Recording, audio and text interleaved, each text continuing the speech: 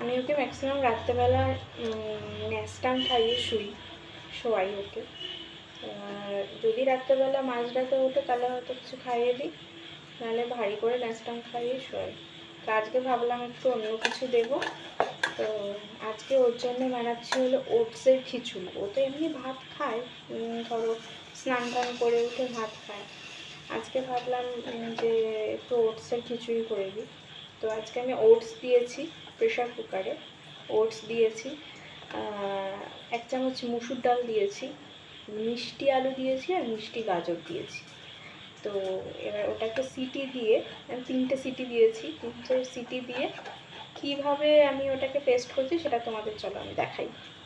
দেখো আমি ও সব কিছু দেওয়ার পর ঠিক এইভাবে ঘষলে মিহি হয়ে যায়। আমি ছাঁকনিতে ঠিক এইভাবে মিহি করে নেব, সব কিছুই মানে একেবারে গলে যায়।